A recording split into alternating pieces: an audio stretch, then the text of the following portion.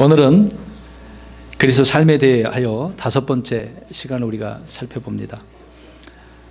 히브리서 3장 8절 말씀을 통해서 이스라엘 백성들이 광야 그 가운데 어떠했는가를 우리가 알 수가 있는 거죠.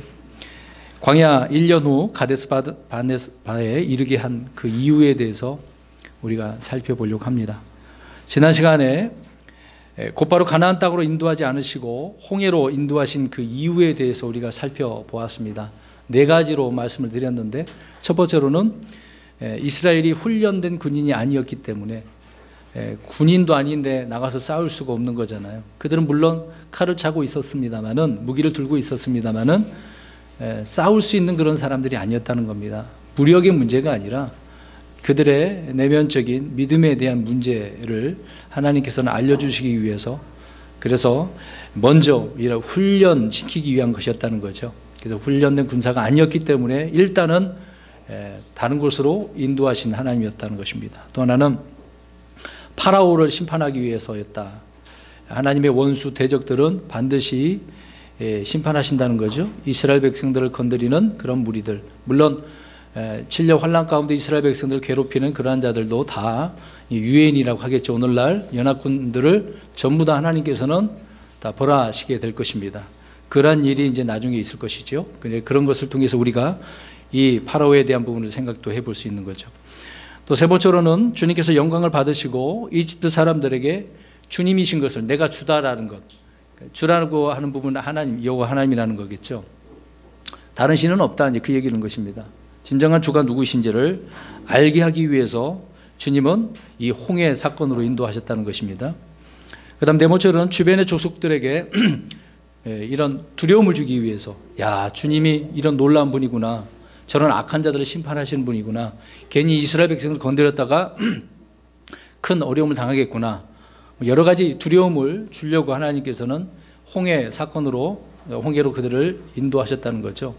그럼에도 불구하고 이스라엘 백성들은 어떻게 생각을 합니까? 하나님의 기쁘신 의도와 뜻이 이렇게 담겨져 있음에도 불구하고 불평하고 원망을 하죠. 우리를 죽이게 하려고 이렇게 데리고 나왔느냐. 이제 그렇게 모세를 향하여, 하나님을 향하여 불평과 원망을 했던 이스라엘 백성들을 우리가 보게 되어집니다. 하나님의 뜻을 알면 자기들의 생각을 내려놓고 묵묵히 주님의 그 행하실 일을 바라보고 기다리겠죠. 그런 성도가 되어야 함을 우리가 살펴보았던 것입니다. 오늘은 말씀드린 것처럼 홍해를 건넌 이스라엘 백성들을 곧바로 가나안 땅으로 인도하지 않으시고 왜 1년 넘게 광야 생활을 한 후에 가데스 바네아에 이르게 하셨는지를 살펴보려고 합니다. 계속해서 가나안 땅으로 가야 되는데 안 가고 있다는 거죠. 다 이유가 있는 부분인 것입니다. 하나님께서 이스라엘 백성들을 이집트에서 이끌어내신 후 인도하지 않으신 그런 부분, 그래서 홍해로 인도하셨죠. 또 마라로, 엘림으로, 신광야로, 르비딤으로, 또 신의 광야로, 바람 광야로. 그러니까 지금 오늘 우리가 말씀 살펴본 그 때를 지금 이야기합니다. 계속해서 하나님께서는 어디로 이렇게 인도하십니다. 진을 42번이나 치고 이동하는 그 이동 경로 과정도 있어요. 근데 그 과정 경로 속에 이스라엘 백성들이 하나님 앞에 문제를 일으키는 그런 부분이 있던 거죠. 아무튼 그렇게 하나님께서 인도하심에 여러 가지 뜻이 있었음에도 불구하고 무엇보다 이것을 통해 이스라엘 백성들에게 무엇을 원하고 계셨을까? 그들의 그 기간 동안 믿음을 키워서 가나안 땅을 정복하게 하기 위해서 그랬다라고 하는 것입니다. 다시 한번 말씀드립니다. 믿음을 키워서 어떻게 하기로? 가나안 땅을 정복하려고. 그러면 이것을 말씀드릴 때, 왜냐하면 가나안 땅은 어떻게 정복하는 땅일까요? 싸워서 무력으로? 믿음으로라는 겁니다. 믿음으로 정복하는 땅이기 때문에 그렇다는 것이죠. 물론 이스라엘 백성들 가나안 땅에 들어가서 그들은 물질고 차지해야 되는 겁니다. 물론 무력으로, 물리적으로 그렇게 해야 되겠죠. 그런데 하나님께서는 1차적으로 그들에게 말씀하고자 하는 것은 믿음으로. 그래서 믿음으로 정복하는 땅이기 때문에 그들에게 이 믿음을 가지라고 말씀하셨던 것이죠. 그래서 이집트를 나온 이스라엘 백성들은 대부분 믿음이 없어서 광야에서 죽고 맙니다. 믿음이 없어서. 1차 이집트에서 나온 1세대 가운데에 갈렙과 여호수아만이 가나안 땅으로 그 약속의 땅을 받죠. 나머지는 다 광야 가운데 재앙으로나 다른 부분으로 인해서 죽었습니다. 그리고 2세대, 3세대가 들어갔겠죠. 우리 히브리서 3장 16절에서 19절 읽어봅니다. 오늘 8절만 읽었는데 그 뒤로 계속해서 이야기를 하고 있는 것입니다. 히브리서에 왜 이렇게 광야 때의 일을 많이 언급하고 있을까? 16절에서 19절 우리 길지만 읽어보겠습니다. 시작. 이는 어떤 자들이 듣고 경노하게 하였기 때문이라. 그러나 모세로 말미암아 이집트에서 나온 모든 자가 그리하지는 아니하였느니라. 그러면 40년 동안 그분께서 누구로 인해 근심하셨느냐? 죄를 지어 하체가 광야에 쓰러진 자들이 아니냐? 또 그분께서 누구에게 맹세하사 그들이 자신의 안식에 들어오지 못하리라고 하셨느냐? 오직 믿지 아니하는 자들이 아니냐? 그러므로 우리는 그들이 믿지 아니하여 능히 들어가지 못하였음을 아노라. 아멘. 히브리서 기자가 분명하게 말씀해주고 있죠. 그들이 가나안 땅에 들어가지 못한 이유가 뭐라고요? 믿지 않아서, 믿음으로 나아가서 가나안 땅을 정복해야 된다라고 말씀하고 있었다는 것이죠. 이집트를 나와 홍해를 건넌 이스라엘 백성들의 그 광야의 여정을 보면은 구원받은 그리스도인들의 여정과 너무도 흡사해요. 자, 보세요. 저는 지금 계속해서 이 그리스도인의 삶에 대해서 말씀을 드리는데 이집트에서 나온 이스라엘 백성들을 가지고 오늘날 우리 그리스도인들과 적용해서 말씀을 드리고 있는 것입니다. 그들의 여정을 보면 똑같아요. 다를 게 없어요. 많은 부분이 있어서 너무도 흡사해요. 구원받은 그리스도인들의 여정과 너무도 흡사한데, 그래서 바울이 이것을 향하여서 많은 환난을 거쳐서 하나님의 왕국에 들어가야 된다고 말씀을 했던 것입니다. 이스라엘 백성들은 그런 과정을 거쳐서 가나안 땅에 들어가는 거죠. 상속을 받는 거죠. 마찬가지로 우리 그리스도인도 그렇다는 거죠. 사도행전 14장 22절에 보면 제자들의 혼을 굳건하게 하며 그들을 권면하여 믿음 안에 거하게 하고 또 우리가 반드시 많은 환난을 거쳐 하나님의 왕국에 들어가야 하리라. 제자들이 왜 이런 말들을 여기저기 복음을 전하면서 이런 이야기를 했을까요? 사도 바울의 그 일행이, 사도 바울이 성도들에게 이런 말씀을 하였다는 것입니다. 그러므로 세상에서 불러냄을 받은 그리스도인들이 하나님의 왕국에 가는 동안에 평안한 길이 있겠어요, 없겠어요? 없다는 이야기입니다. 평안한 길이라고 있을 것이라고 생각해서는 안 된다는 거죠. 물론 가다가 있을 수도 있겠죠. 근데 대부분 힘들고 어렵고 험난한 많은 환난을 거친다라고 말씀을 성경은 해주고 있는 것이죠. 오히려 어려운 일을 만날 때마다 하나님께서 나로 하여금 이것을 통해서 무엇을 키워주기 위해서, 아까 다 얘기했잖아요. 믿음을 키워주시려고. 그래서 어려움을 주는구나, 이런 생각과 판단을 해야 된다는 것입니다. 그래서 자신의 믿음을 키우는 기회로 삼아야 된다는 거죠. 내게 주어진 이 힘들고 어려운 것은 기회란 말입니다. 기회. 데살로니가 후서 1장 3, 4절에 형제들아 우리가 너희로 인하여 항상 하나님께 감사드려야 하나니 그것이 마땅함은 너희의 믿음이 심히 많이 자라고 너희 모두가 각각 서로에게 베푼 사랑이 넘치기 때문이라. 그러므로 너희가 당하는 너희의 모든 핍박과 환난 속에서 드러난 너희의 인내와 믿음으로 인해, 보세요, 환난으로 인해서 뭐가 성장한 거예요? 믿음이 성장하고 인내가 있게 되어지고 믿음으로 극복한 것 아니겠습니까? 믿음으로. 바울 역시도 여기저기서 복음을 전하다가 교회를 세웠는데 성도들이 그렇게 믿음으로 자라고 나니까 얼마나 기뻤겠어요. 근데 실패하고 넘어지고 좌절하고 문제가 많으면 얼마나 괴롭습니까? 특히 고린도 교회처럼 말이에요. 문제 많은 성도들 때문에 바울의 입장은 얼마나 곤란합니까? 심지어 바울이 사도 된 것도 의심하고 너 도대체 이거 가짜 아니야? 사도 아닌 것 같아? 이런 식으로 말하잖아요. 얼마나 고통스럽겠어요. 아무튼 이것을 모르는 그리스도인들은 어려운 일을 당하거나 고통스러운 일을 당하면 광야 이스라엘 백성들처럼 어떻게 합니까? 즉시로 하나님을 원망하고 불평하는 거죠. 왜 하나님 내게 이렇게 줬습니까? 다시 말씀드려서 홍해에 딱 들어갔어요. 야, 내 목적이 저 심판하고 내가 주라는 것을 알리기 위한 것인데, 영광을 드러내기 위한 것인데 너희들 지금 뭐 하는 거야? 그 얘기잖아요. 왜 우리를 이렇게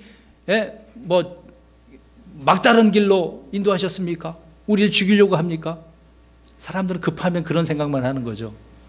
더 넓게 보면 하나님의 계획이 어디 있는지를 봐야 되는데 그걸 못 보니까 이런 불평과 원망이 쏟아져 나올 수밖에 없는 거죠. 아무튼 사랑하는 성도 여러분, 왜 하나님께서는 1년 동안이나 광야 생활을 이렇게 하셨을까? 가나안 땅은 믿음으로 정복한 땅인데 이집트를 나온 이스라엘 백성들은 믿음이 없었기 때문에 그들의 믿음을 키워주기 위해서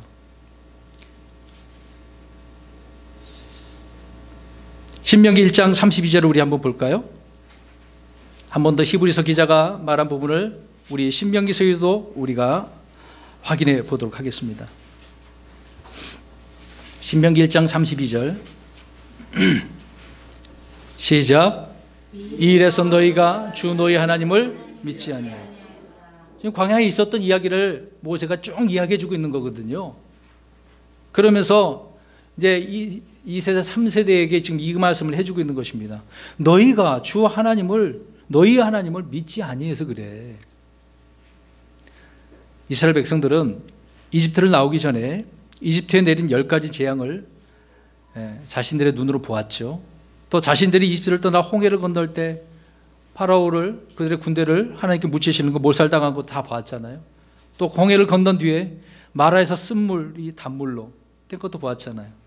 또 만나도 먹고 메추라기 고기도 먹고 하나님께서 그 배고픔을 해결해 주시는 것도 다 경험을 했잖아요. 표적으로. 이런 수많은 놀라운 경험을 했습니다. 이렇게 수많은 기적을 경험했는데도 불구하고 백성들은 믿음이 없어서 가나안 땅에 들어가지 못한다. 아까 우리가 읽은 히브리서 3장 17절에 19절을 다시 한번 보십시오. 오늘 본문 쪽으로 넘겨서. 그래서 히브리서에서 그들이 믿지 않아서 가나안 땅에 들어가지 못했다고 이렇게 말씀하고 있지 않습니까? 그 부분에 그러므로 우리는 그들이 믿지 아니하여 능히 들어가지 못하였음을 아노라. 왜 이들은 이러한 기적을 보고도 자신들의 믿음을 성장시키지 못했을까요? 여러분, 기적이 일어났잖아요. 죽은 사람도 살아나고 병자가 고침받고, 이야, 대단하네요. 놀라운 일이 벌어졌으니 겉으로는 막 부흥이 되잖아요. 근데 내면적으로 살펴보면 믿음이 없는 경우가 많죠. 예수님께서 실질적으로 그렇게 하셨잖아요. 수많은 기적을 드러냈던 벳세다, 가버나움, 오히려 어떻게 됐습니까? 예수님을 배척하게 되어지잖아요. 예수님 차라리 이걸 떠나세요. 감당 못하겠습니다. 오히려 그 주님이 하나님이시구나. 주님께서 이런 능력을 가지고 계시구나. 그분을 믿어야 되는데 믿지 않았다는 거죠. 보이는 현상만 그들은 믿고 따랐다는 것입니다. 시편 106편 7절을 보십시오. 중요한 것입니다. 자, 이렇게 자신들의 믿음을 성장시키지 못한 이유는 그것은 예수님 당시 바리새인들처럼 그들에게 깨닫는 마음이 없어요. 오늘 첫 번째 이것입니다. 왜 1년 동안 광야 생활을 그렇게 하도록 하셨을까? 그들의 문제를 여기서 우리 보게 되어집니다. 106편 7절을 보겠습니다. 시작. 우리 조상들이 이집트에서 죄의 역정을 내려가지 못하였으며 죄를 범한 그를 기억하지 아니하고 오히려 바다에서 곧 홍해에서 그분을 경노하게 하였나이다. 아멘. 이집트에서 주의 이적들을 봤어요. 근데 그 이적들을 통해서 어떻게 해야 돼요? 깨달아야 돼요. 내가 왜 이런 표적을 보여준지 아니? 그것을 봐야 되는데 그냥 표적만 봤다는 거죠. 만나줬어. 40년 동안 옷도 헤어지지 않았네? 그것만 봤다는 거예요. 그것만. 그게 아니라 내가 왜 이렇게 했는지 그걸 알라는 거예요. 하늘에서 그 만나를 요한복음 6장에서 해석해 줬잖아요. 야, 그 빵? 이제 빵으로 사는 게 아니라 말씀으로 사는. 그래, 그 빵이 나야. 나를 먹어야 돼. 식인종이 아니라 말씀을 먹으라고 말씀하고 있는 거죠. 그걸 알려주기 위한 것이었는데 그들은 육신적으로만 생각하는 거예요. 이 육신적인 그리스도인들은 보이는 것으로만 살려고 하겠죠. 그러므로 세상에서 구원받은 그리스도인들은 자신이 그리스도의 군사임을 인식하고 자신에게 닥친 어려움을 통해서 자신의 믿음을 키우는 그 기회로 삼아 훈련하는 일에 게을르지 말아야 된다는 겁니다. 디모데전서 4장 8절에 육체의 훈련은 유익이 적으나 하나님의 성품은 모든 일에 유익하며라고 되어 있어요. 육체 훈련보다도 하나님의 성품에 대한 훈련을 좀 하셔야 돼요. 난 이런 사람으로 주님을 닮아야 되겠구나. 그 사람이 성장한 사람이고요, 세워지는 사람이고요, 주님의 빛을 드러내는 그런 그리스도인 아니겠습니까? 백성들이 무엇을 그럼 믿지 않았을까요? 이스라엘 백성들이 믿지 않은 것은 하나님께서 아브라함과 이삭과 야곱에게 약속하신 가나안 땅을 주시겠다고 하신 그 약속의 말씀을 믿지 않은 거예요. 여러분, 시간이 한참 흘러서 요셉은 어떻게 했을까요? 이집트에 가서 물론 자기 백성들을 위해서 하나님 미리 보내셨고 또 고센 땅에서 얼마나 크게 확장되었습니까? 번성했습니까? 근데 죽으면서 뭐라고 유언을 했어요? 자기 뼈를 어떻게 해요? 네. 이 땅에다 하지 말고 가나안 땅에 가서 묻으라고. 왜 그랬을까요? 아브라함, 이삭, 야곱에게 하신 그 말씀을 믿었잖아요. 믿으니까. 내 뼈는 이곳에 묻을 곳이 아니야. 믿어야 된다는 거죠. 근데 시간이 흘러서 후손들은 지금 어떻게 해요? 안 믿어요. 그래서 가나안 땅에 가려고 그래요? 안 가려고 그래요? 안 가려고 그래요. 무슨 일만 생기면 어디로 가려고 그래요? 이집트로. 과거로 돌아가려고 하고 세상으로 돌아가려고 한다는 의미가 되겠죠. 많은 그리스도인들이 그렇다는 겁니다. 조금만 힘들면 나씨 안 해. 쉽게 나오는 말이 그래. 에이씨 안 해. 그래버리죠. 여기 계신 분 혹시 그런 분 있으십니까? 회개하셔야 돼. 그러면 자꾸 안 하려고 그래요. 돌아가려고 그러죠. 마찬가지로 세상에서 나온 그리스도인들 역시 하나님의 약속의 말씀을 믿지 않고 자신의 생각대로 행동하게 되어진다면 비록 예수 그리스도의 피로 구원받아 할지라도 하나님의 왕국에서 상속받을 것이 없어요. 못 받는다고요. 구원은 받았는데. 오늘 이스라엘 백성들을 가나안 땅으로 상속받는 거 아닙니까? 믿지 않아서. 이들이 가나안 땅에 왜 들어가지 못했을까요? 이스라엘 백성들이 믿음이 없어 가나안 땅에 들어가지 못한 이유를 우리가 살펴보겠습니다. 자, 믿음이 없는 건데 또 현상을 보겠습니다. 히브리서 오늘 3장 8절에 뭐라고 그랬습니까?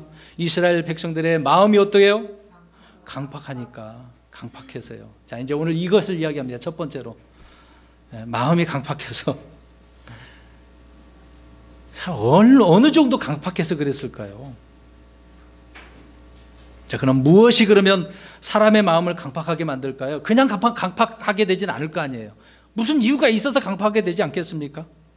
자, 뭐가 강팍하게 되는지 그것을 오늘 살펴보려고 합니다. 첫 번째로 죄가 마음을 강팍하게 만들어요. 죄가요. 우리나라 속담에 바늘도둑이 뭐가 돼? 그런 말이 있듯이 조그만 죄가 어떻게 해요? 양심을 점점점 무뎌지게 만들죠. 그래서 마음을 단단하게 만들고 나중에 큰 죄를 지어도 마음에 거리낌이 없어요. 이 정도쯤이야 지금 용서해 주겠지. 점점 그러면 그럴수록 어떻게 돼? 죄는 커지고 깊어지는 거죠. 그래서 그 죄는 마음을 강팍하게 만드는 거예요. 더. 그러므로 그리스도인들은 조그만 죄에 대해서도 민감하게 반응을 해야 되거든요. 주님께서 이것도 죄라고 그러셨어. 조심해야지. 그 하나까지라도 벌벌벌 떨어야 돼요. 실상 민감하게 반응을 해야 된다고. 근데 이것 정도 아무것도 아닌 것처럼 생각하면 큰 문제가 온다는 거죠. 그래서 히브리서에서 죄의 속임수를 통해 강팍하게 되지 말라고 말합니다. 우리 읽어봅니다. 3장 13절. 히브리서 3장 13절입니다. 죄로 말미암아 강팍하게 되어 시작. 오직 오늘이라 불리는 때에 서로 날마다 권면하여 너희 중에 아무도 죄의 속임수를 통해 강팍하게 되지 아니하도록 하라. 뭐가 강팍하게 만들어요? 죄. 이 죄의 속임수가 그래 이거 괜찮아. 이거 괜찮아. 이건 아무것도 아니야. 그러니까 예수님께 십자가 죽으셨잖아. 또 죄져도 줘. 괜찮아. 또 줘. 괜찮아. 이런 식으로 나온다는 겁니다. 누가 그런 말을 속삭일까요? 악한 영이, 사탄이 저와 여러분을 이렇게 속삭일 수가 있어요. 그래서 민감하게 반응을 해요. 근데 서로 날마다 권면하셔야 돼요. 서로 보면 내가 옆에 있는 분이 문제가 생기면, 야, 주님께서 이런 말씀 하셨어. 주의해야 돼. 주님 바라봐야 돼. 회개해야 돼. 이런 권면의 말을 던져줘야 되겠죠. 그러면 그리스도인들은 성경이 말씀하는 그 죄가 무엇인지 알아야 돼요. 죄가 무엇인지. 열심히 성경 읽어서 이건 잘못된 거구나 알아야 되겠죠. 또 조그만 죄에 대해서도 민감하게 반응해서, 그리고 또 죄를 지으면 곧바로 하나님께 용서받아야 하지 않겠습니까? 그리고 더 이상 죄를 짓지 말아야 돼요. 예수님께서도 요한복음 8장 11절에 죄 지은 여자가 있었잖아요. 다 떠나가고, 야, 너 누가 있냐? 그러더니 아무도 없습니다. 그런 것처럼 그녀에게 예수님께서 말씀합니다. 나도 너를 정죄하지 아니하니 가서 다시는 죄를 짓지 마. 야, 이제부터 나도 정죄 안 할 테니까 죄 짓지 마. 다시는.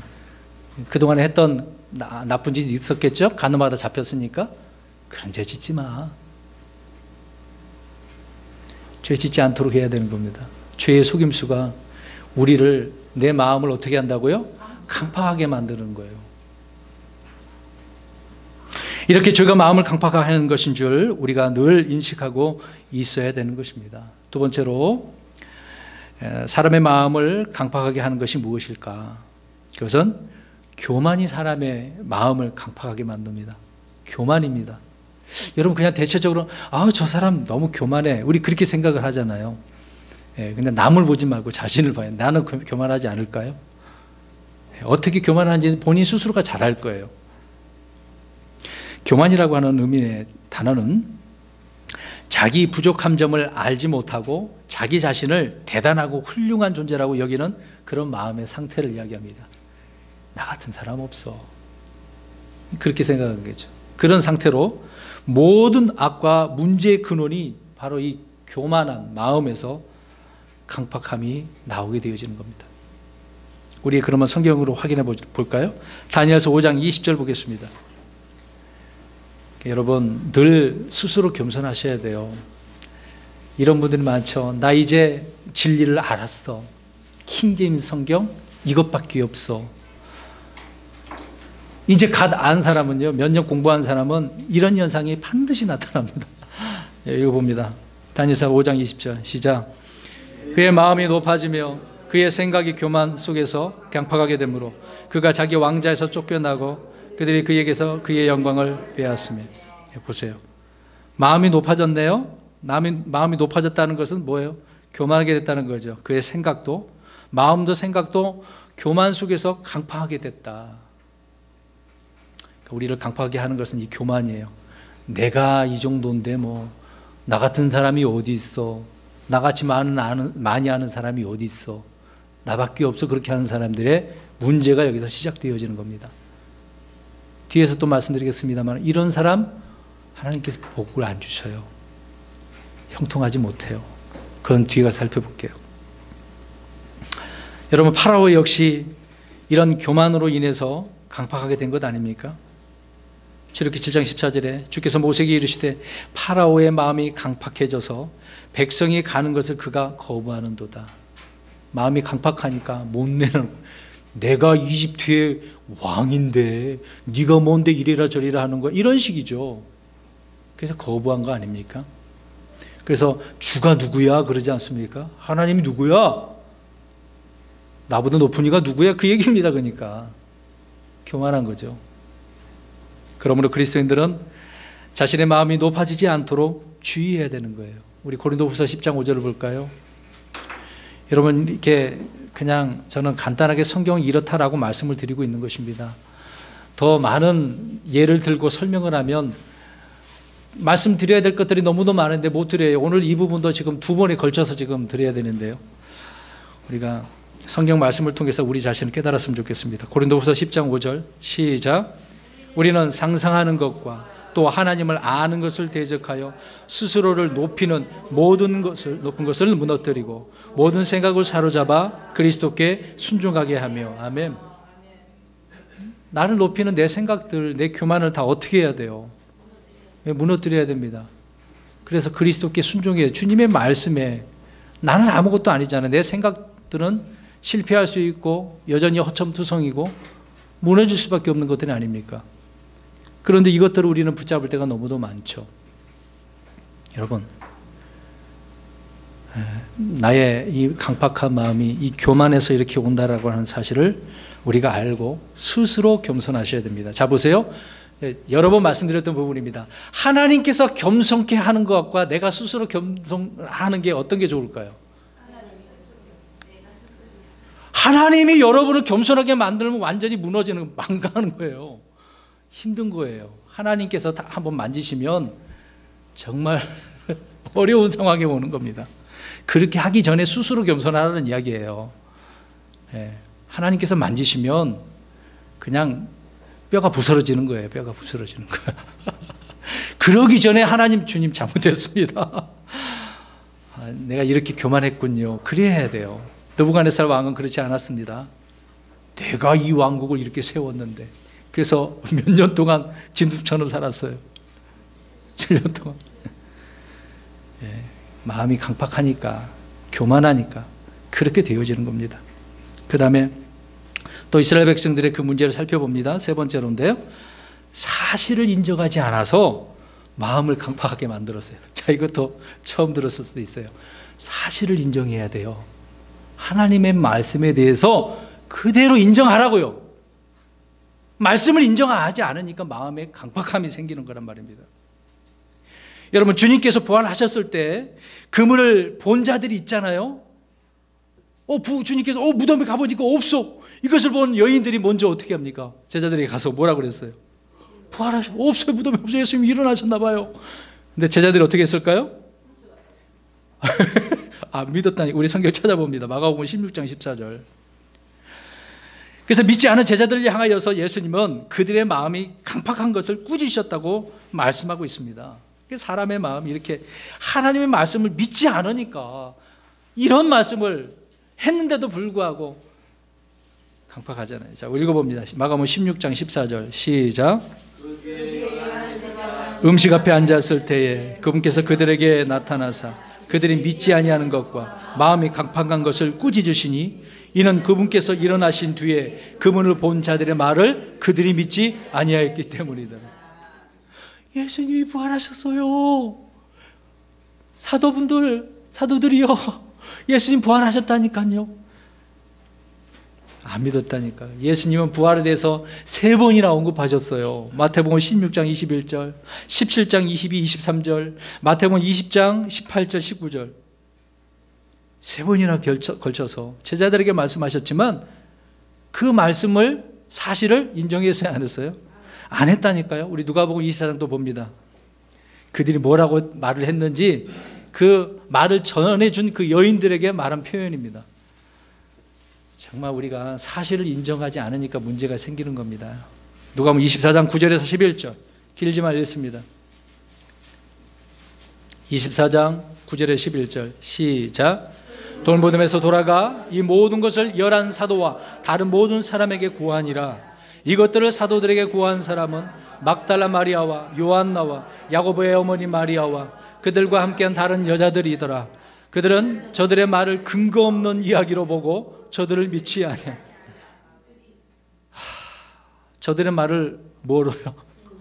근거 없는 이야기. 세상에, 주님의 말씀이 이렇게 형편없는 말씀이었나요?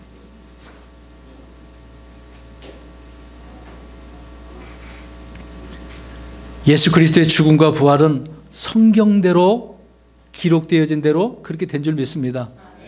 그렇게 일어나셨잖아요. 우리 9, 9절 한번 볼까요? 고린도전서 15장 3, 4절.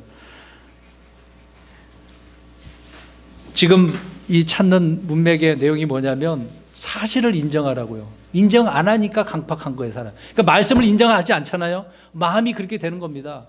굳어지는 거예요. 읽어봅니다. 고린도전서 15장 3, 4절 시작. 내가 또한 받은 것을 무엇보다 먼저 너희에게 전하였노니 그것은 곧 성경 기록대로 그리스도께서 우리의 죄들로 인하여 죽으시고 묻히셨다가 성경 기록대로 셋째 날에 다시 살아나시고. 성경에 이미 이렇게 기록됐다고요. 죽으시고 묻히셨다가 다시 일어난다. 이러한 사실을 믿지 못하고 있었던 거죠. 그리스도인들은 성경이 무엇을 말씀하셨든지 그대로 믿어야 되는 겁니다. 그대로 믿으세요. 사실을 인정하시라는 이야기입니다. 예를 든다면 주님께서 수로보니게 여인에게 어떻게 말을 합니까? 그 자는 이제 이방 여인이었잖아요. 뭐라고 표현하세요? 개. 여러분 보세요. 그러면 주님의 말씀 속에서 이렇게 때로는 치욕을 가져다 주는 부분이 있어요. 나의 문제점을 드러내는 거잖아요. 너는 이러한 사람이라고 주님께서는 때로는 그 말씀으로 탁 찔러줄 때가 있어. 치욕을 줄 때가 있어. 그럴 때도 어떻게 하라고요? 그 사실을 인정하라고요. 주님, 나 그런 사람 아닌데요? 근데 주님은 자꾸 그렇다고 말씀하시고 계시네요. 어떻게 하시라고요? 인정해야 된다고요. 그리스도인들은 하나님의 말씀이 자신에 대해 치욕스럽게 말씀을 한다 하더라도 믿어야 되는 것입니다. 받아들여야죠. 그래서 주님께서는 이사야 41장 14절에 이스라엘 향하여 벌레 야곱아 그렇게 얘기합니다. 이스라엘 백성들을 뭐라고 표현하고 있는 거예요? 벌레. 이 버러지 같은 놈아. 여러분 그런 말도 우리 욕하다 보면 그렇게 쓰죠? 네? 쌍욕하다가 좀 고운 말로 표현해서 이 버러지 같은 놈, 벌레 같은 놈 표현하잖아요. 성경에 그렇게 주님께서 나에게 말씀하시면 그냥 인정하셔야 됩니다. 또 자신이 믿어지지 않더라도 받아들여야 돼요. 여러분 그 구절 한번 보겠습니다. 이게 문제인데요. 열왕기하 7장 1절 2절 보겠습니다. 열왕기하 7장 1절 2절. 참 이게 북이스라엘에 문제가 생겼거든요. 아시리아가 쳐들어와서 7장 1절 2절 둘러쌌잖아요. 이제 다 죽게 생겼어요. 근데 어떤 사람이 어떻게 했는지 보겠습니다. 자, 7장 1절 2절 읽겠습니다. 시작. 이에 엘리사가 이르되 너희는 주의 말씀들을 들을지어다. 주가 이같이 말하노라. 내일 이맘때에 사마리아 성문에서 구욕 온 밀가루와 1세아가 1세겔에 팔리고 보리 2세아가 1세겔에 팔리리라 하니 그때에 한 귀족 곧 손으로 왕을 부축하는 자가 하나님의 사람에게 응답하여 이르되 보라 주께서 하늘의 창들을 내신들 이런 일이 있으리요 하매 그가 이르되 보라 내가 내 눈으로 그것을 볼 터이나 그것을 먹지는 못하리라 하니라. 6장 24절에 보면 그 표제에 써 있죠. 시리아가 사마리아를 포위했다고요. 그래서 그들은 지금 굶어 죽게 생겼어. 이제 먹을 것이 다 떨어졌단 말입니다. 근데 이런 상황에서 하나님의 도우심을 통해서 이제 이 문제가 해결된다. 그 말씀을 엘리사가 지금 복의 말씀을 전해주고 있는 거예요. 그런데 한 사람 왕족이 손으로 왕을 부축하는 그런 사람이 있었네요. 왕의 측근이에요. 뭐라고 표현했습니까? 아니 하늘의 창이 열린들 이런 일이 있겠느냐? 지금 밀가루 1세아가 1세겔에 팔린다. 1세아는 약 7.5리터, 3리터 정도 되거든요. 근데 세겔은 정확히 어느 정도 명칭인지 모르지만 그만큼 싸게 쉽게 구할 수가 있어. 그냥 몇 푼이면 이 밀볼이 금방 얻을 수 있어. 그렇게 될 거야. 지금 이 기근의 문제, 이 먹을 거의 문제 해결되니까 걱정 마. 이런 말씀 해주고 있거든요. 그러니까 이 말씀을 믿어야 되는 거야, 안 믿어야 되는 거예요? 믿어야 되는 거잖아요. 근데 이 왕족은 어때요? 안 믿었어요. 그래서 하나님의 응답이 뭡니까? 너는 그거 봐도 못 먹어. 보고서도 못 먹는 사람 굉장히 많죠. 어떻게 된지 아십니까? 뒷구절에 가서 보세요. 한참 뒤좀 17절입니다. 7장 17절에 보니까 이제 실제 그렇게 돼버렸어. 근데 그 사람이 어떻게 되는지 보겠습니다. 시작. 왕이 손으로 자기를 부축하던 그 귀족을 임명하여 성문에 책무를 맡게 하였는데 백성이 성문에서 그를 밟음에 왕이 하나님의 사람에게 내려왔을 때 그가 말한 대로 그 귀족이 죽었더라. 문제가 해결돼서 왕이 야 네가 가가지고 이 풍족하게 됐으니까 잘 이렇게 다스려가지고 나눠줘봐 그랬는데 그렇게 하려고 나가서 봤는데 어떻게 됐어요? 발표 죽어버렸네요. 얼마나 불쌍합니까? 자 보세요. 사실을 인정하지 않으니까 말씀을 안 믿으니까 어떻게 됐다고요? 예, 마음이 강팍하게 돼서 결과가 이런 문제가 옮게 되는 거죠.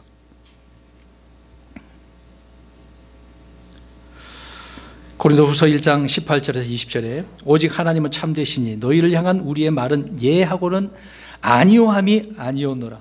우리 곧 나와 실루아노와 디모데가 너희 가운데 선포한 하나님의 아들 예수 그리스도는 예하고는 아니오 하신 분이 아니었으며 그분 안에는 예만 있었느니라. 예수님도 아니오가 없었대요. 근데 오늘날 많은 사람들이 어떻습니까? 저와 여러분도 뭐 이스라엘 백성들 마찬가지로 어때요? 아니요 그러네요. 예 그래야 되는데 아니요 하나님도 아닌 것 같은데요. 말씀을 인정하지 않은 분들이 많아요. 죄송합니다. 뭐 저라도 예가 있겠습니까? 누구를 막론하고 말씀을 인정하자는 거죠. 사실을 인정하자. 성도 여러분, 사실을 인정하는 그리스도인이 되기를 간절히 바랍니다. 그 다음에 사람의 마음을 강팍하는 것이 무엇일까? 네 번째로, 자, 이번에는 자신의 생각대로 일이 되지 않고 어려운 상황에 오게 되어지면 마음이 강팍해지는 거예요. 자, 내 뜻대로 안 되면 이런 일이 오는 겁니다. 세상에서 자신이 원하는 대로 일이 풀리지 않으면 사람들이 화가 나죠. 마음이 막 강팍하게 되어서 화를 내고 다른 사람까지 막 피해를 주고 험담하고 욕하고 그러겠죠. 그러듯이 그리스도인이라 할지라도 자신의 생각대로 일이 되지 않으면 마음이 강팍해집니다. 이게 무슨 말인지 아세요? 하나님 복 주시기로 했잖아요. 약속해 주지 않았습니까? 근데 내게 왜 이런 일이 벌어집니까? 그러면서 불평하고 원망하는 거죠. 그럴 때 우리가 마음이 강팍해지는 겁니다. 이스라엘 백성들은 가나안 땅에 들어가는 것이 싸우지 않고 평안하게 들어갈 것이라고 생각을 했는데 그들이 정탐한 가나안 땅 사람들은 거인들이었고 그들의 도시는 백성들이 생각하는 것보다 너무 높아서 이거 어떻게 해야지? 벌벌벌 떨었죠. 그래서 그들의 마음이 강팍했던 것입니다. 그렇게 강팍을 했던 거예요. 자, 보세요. 그들의 생각은 어떻게 했습니까? 하나님께 인도하셨으니까 이제 가나안 땅에 무혈 입성 피도 안 흘리고 그냥 다 하나님 다 없애줘서 우리 다 땅 여기저기 12지파들 나눠서 차지할 줄 알았어. 근데 하나님께서는 어떻게 하기를 원하고 계셨던 거예요? 믿음을 키워서 그곳에 가서 정복해야 된다고. 근데 그들의 입장은 뭐예요? 우리의 뜻은 편하게 들어가는 것이라고 생각했던 거예요. 이런 생각은 내려놓아야 되는데 내 뜻대로 안 되니까 이런 불평을 하는 거죠. 마음이 강팍하게 되는 겁니다. 저와 여러분의 삶 가운데 혹시 이런 일이 있지는 않습니까? 하나님 왜 이렇게 뜻대로 안 됩니까? 예? 교회도 마찬가지잖아요. 교회 운영도 여러분 교회 운영도 관심을 많이 가지십시오. 뜻대로 안 되면 어떻게 합니까? 하나님 왜 이렇게 합니까? 그럴까요? 우리 민수기 13장 32, 33절 보겠습니다. 우리 아는 말씀이지만 보겠습니다. 그들의 마음을 잘 표현해주고 있는 거죠. 오늘 오전에 아이들하고도 나눴던 이야기인데요. 민수기 13장 32, 33절 읽어봅니다. 시작. 이스라엘 자손에게 자기들이 탐지한 땅에 대하여 나쁘게 보고하며 이르되 우리가 두루다니며 탐지한 땅은 그것의 거주민들을 삼키는 땅이요 우리가 그 안에서 본 모든 백성 키가 큰 사람들이며 거기서 우리가 거인들에게서 나온 아낙 아들 곧 거인들을 보았는데 우리 스스로 보기에도 우리가 메뚜기 같았어. 그들이 보기에도 그와 같을 것이니라. 세상에 어떻게 이런 마음을 가지나요? 우리는 저 가나안 땅 주님께 주시기로 한 그 약속의 땅 그냥 들어갈 줄 알았는데 거인이 있어서 안 될 것 같네요. 악평을 쏟아놨던 거죠. 나쁜 말을 하니까. 그로 인해서 그 10사람 때문에 온 회중까지라도 죄를 짓게 만들었어요. 나쁜 말 때문에 좋은 말 해야 되는데. 갈렙과 여호수아처럼 올바른 말, 하나님을 두고 있는데 그 하나님을 이게 사람들에게 전해야 되는 건데 10사람은 전혀 그게 안 보여. 그냥 눈에 보이는 것만 보이는 거죠. 여러분 그 다음 민수기 14장 11절 먼저 펴놓고 보십시오. 이 구절에서요 경노하게 하던 때는 이스라엘 백성들이 가나안 땅을 정탐하고 돌아와서 그들의 보고를 듣고 하나님을 향해 불평하며 이집트 땅으로 돌아가고 가자고 할 때 하나님을 경록히 했다고 이야기합니다. 자, 이 말씀 왜 찾는지 한번 읽어보고 설명드릴게요. 시작. 주께서 모세에게 이르시되 이 백성이 어느 때까지 나를 경록히 하려 하느냐. 내가 그들 가운데서 보여준 모든 표적에도 불구하고 그들이 어느 때까지 나를 믿지 아니하려 하느냐. 아멘. 이스라엘 백성들은 지금까지 그들에게 베푼 하나님의 놀라운 권능을 모두 잊어버리고 단지 자신들 앞에 보이는 것만 보았기 때문에 이런 불평이 나올 수밖에 없었던 거죠. 그런 것처럼 그리스도인들은 이스라엘 백성들처럼 자신의 눈에 보이는 것을 보고 위축될 것이 아니라 하나님의 권능을 믿고 여호수아 갈렙처럼 믿음으로 나가야 되는 거잖아요.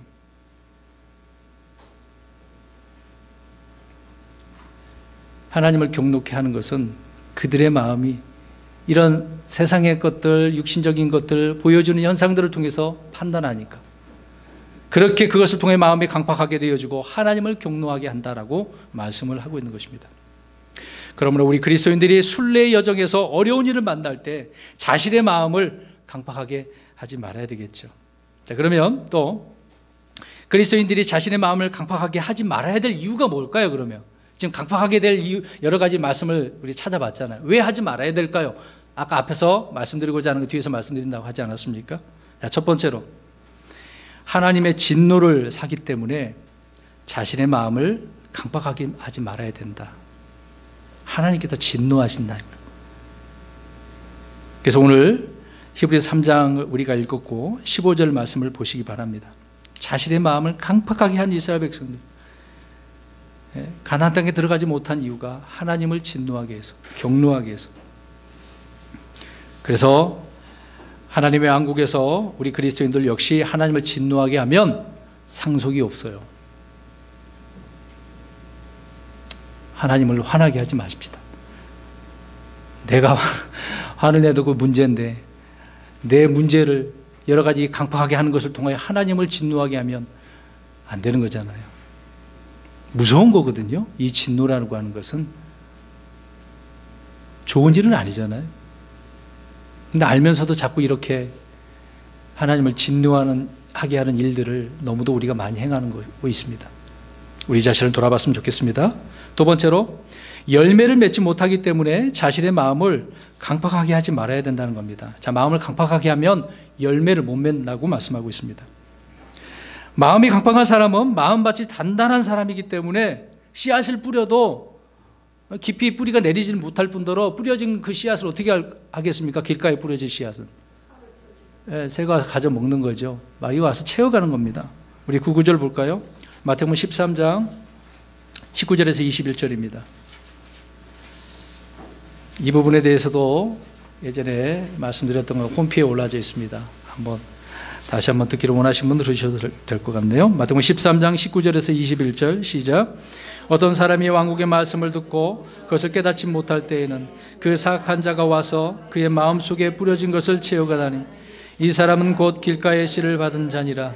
그러나 돌밭 속에 씨를 받은 자 곧 그 자는 말씀을 듣고 즉시 기쁨으로 그것을 받아들이나 속에 뿌리가 없어 잠시만 견디는 자니 말씀으로 인하여 환난이나 핍박이 일어난 때에 그가 곧 실족하느니라. 아멘. 여러분, 환난과 핍박의 이 길가에 뿌려진 이 상태에 있는 사람은 어떻게 일어나는 거예요?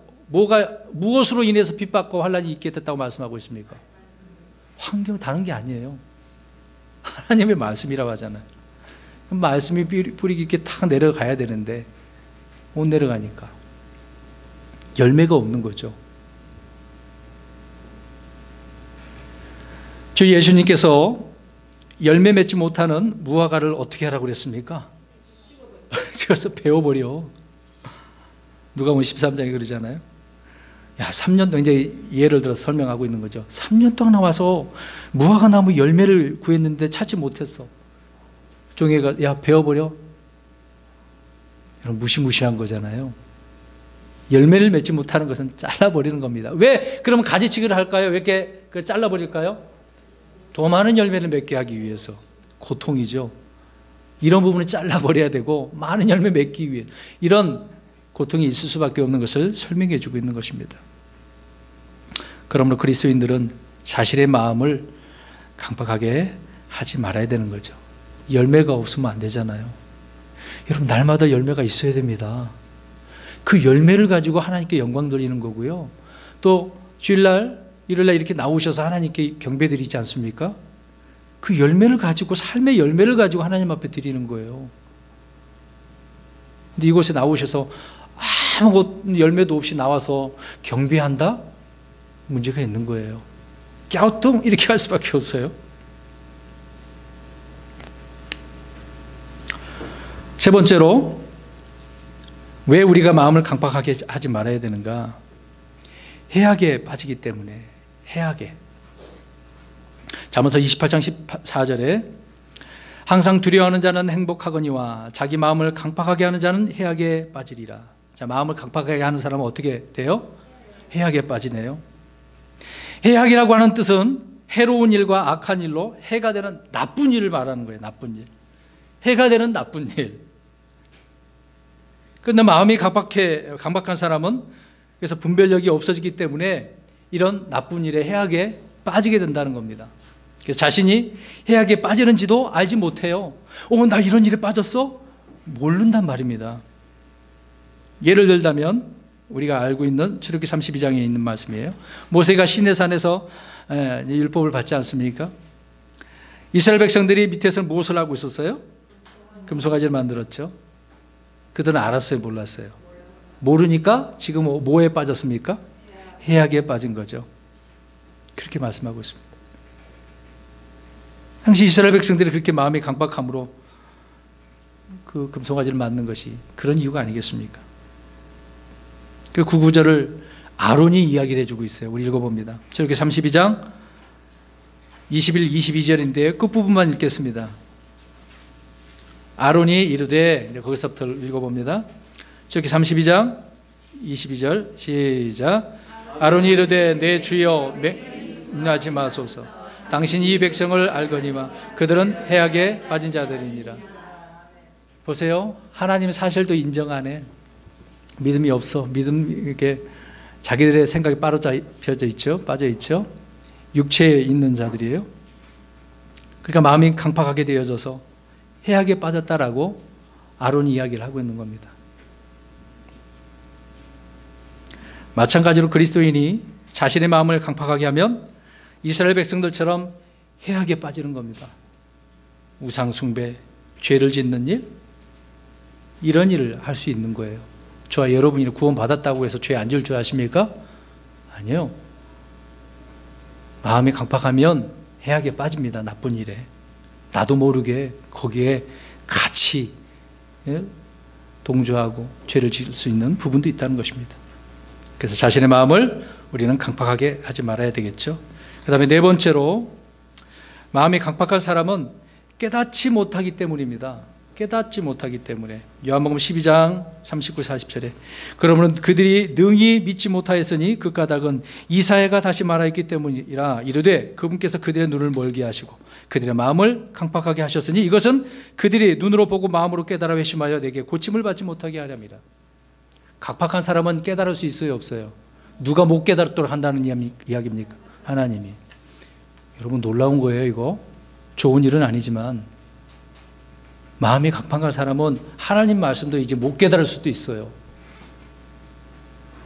지금 내가 은혜 가운데 있다 하지만 순간 내 마음속에 이런 교만함이, 마음의 악함이, 강팍함이 생기면 더 이상 하나님의 말씀을 못 깨닫는다니까요. 아무리 지금 이 자리에 나오셔서 말씀을 듣고 있지만 그리스도의 삶을 이렇게 살아야 됩니다. 저는 지금 말씀드리고 있는데 여전히 딴 생각하고 있고, 이 말이 도대체 무슨 말이야 이해를 못한다고 한다면 지금 여기에 빠져 있는 거죠. 여러분, 우리가 잘 생각하셔야 됩니다. 하나님 말씀을 깨닫고 바르게 살아가야 되는 우리들이 아닙니까? 그래서 눈은 마음의 창이라고 하듯이 경노하면 눈으로 보고도 올바른 판단을 하지 못해서 잘못 행하게 된다는 겁니다. 그래서 우리 그리스도인들은 자신의 마음을 강팍하게 하지 말아야 되겠죠. 마지막입니다. 다섯 번째로, 마음이 강팍한 사람은 형통할 수가 없어요.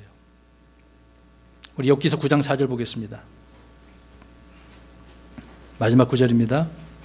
몇 구절 더 찾아보게 하는데 마지막 부분에 있어서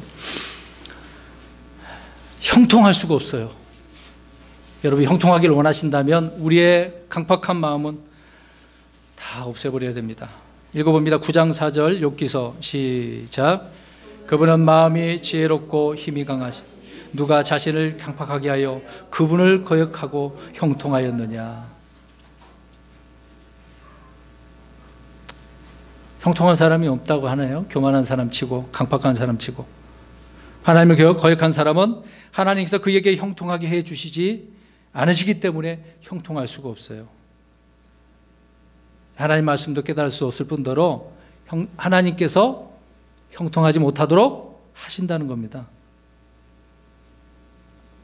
왜냐하면 세상의 모든 일은 하나님께서 어떻게 하셔야만 할까요? 주관하시고 허락하셔야만 돼요. 우리 그 구절 봅니다. 마태복음 10장 29절. 형통하기를 원한다면 마음을 강팍하게 하지 말고 주님의 말씀에 따라야 됩니다. 마태복음 10장 29절입니다. 하나님의 허락함에 있어요. 시작. 참새 2마리가 1아사리온에 팔리지 아니하느냐. 그러나 너희 아버지의 허락 없이는 그것들 중에 하나도 땅에 떨어지지 아니하니. 그냥 되는 일이 없다는 이야기입니다. 참새가 날아가고 있는데 갑자기 뚝 떨어졌어. 왜 떨어졌지? 이유가 있어서. 포수가 총을 탕 쏴가지고 그게 죽었나요? 이유가 있어서 그렇다는 거죠. 다시 말씀드려서 마음이 강팍하면 자신의 눈으로 보고도 올바른 판단을 하지 못하게 되어서 잘못된 결정을 내리게 되어집니다. 그래서 손해를 보는 거예요. 여러분 밑빠진 독에 물을 부어야 돼요? 안 부어야 돼요? 부으면 안 되잖아요. 손해보는 일을 스스로가 하고 있는데 아무리 채워도 계속해서 어떻게 돼요? 소용없어서 손해만 보는 거예요. 그게 형통하지 못한 사람입니다. 마음이 강팍하니까. 그러므로 그리스도인들은 자신의 마음을 강팍하지 않도록 해야 되겠죠. 하나님께서 어떤 사람의 마음을 강팍하실 때에는 먼저 그 사람의 마음이 강팍했기 때문에 하나님은 더 강팍하게 만드시는 거죠. 아무 이유 없이 너 강팍하게 하는 건 아니잖아요. 그 마음이 그러니까. 로마서 9장 18절 찾아봅니다. 로마서 9장 18절. 하나님이 가만히 있는 사람 강팍하게 하진 않지만 마음이 강팍한 사람도 이렇게 하시네요. 9장 18절 시작. 그런즉 그분께서 긍휼을 베풀 자에게 긍휼을 베푸시고 또 강팍하게 할 자를 친히 강팍하게 하시느니라. 마음이 강팍한 사람 하나님이 강팍하게 하신대요. 그래서 해악에 빠지고 그 결과가 처참하겠죠. 이런 사람들은. 모세가 이스라엘 백성들로 하여금 이혼을 허락한 건 역시 왜 이혼을 허락했다고 모세가 예수님께 이런 이야기를 언급하면서 설명하고 있을까요? 금방 다 설명해 드렸는데 왜 마음이 강팍해서 이혼 증서를 써주라고. 사실 그래서도 안 되는 거거든요. 얼마나 이스라엘 백성들이 강팍했으면. 여러분 출애 이집트 그 사건을 통해서 우리 알 수 있지 않습니까? 정말 이스라엘 사람들이 그런 사람들이에요. 근데 우리는 어떻습니까? 안 그럴 것 같아요? 네, 그렇죠. 마태복음 19장 8절에 그분께서 그들에게 이르시되 모세가 너희 마음이 강팍함으로 너희 아내를 버리도록 너희를 허락하였으나 처음부터 그것은 그렇지 아니하였느니라. 원래는 아니었대잖아요. 강팍하니까. 우리 오늘 본문에 읽은 말씀 읽고 제가 마치겠습니다. 3장 8절입니다. 오늘 히브리서 3장 8절. 성도 여러분, 이스라엘 백성들이 바로 가나안 땅에 들어가야 되는데 왜 1년 넘게 이런 어려움을 당했을까? 히브리서 3장 8절 시작. 경나게 하던 때와 광야에서 시험하던 날에 한 것 같이 너희 마음을 강팍하게 하지 말라. 바울은 히브리서 기자는 정확히 말씀해주고 있네요. 제발 우리 마음 좀 잘 다스렸으면 좋겠습니다. 주님께서 기뻐하시는 마음이 뭘까? 때로는 저는 그런 노래도 많이 부르면서 그렇게 기도를 하는 부분이 있지만요. 주님 마음 내게 주소서. 주님 마음 내게 주소서. 내 아버지. 그렇죠? 내 마음으로는 안 되거든요. 주님 마음으로. 우리는 강박해서는 안 됩니다.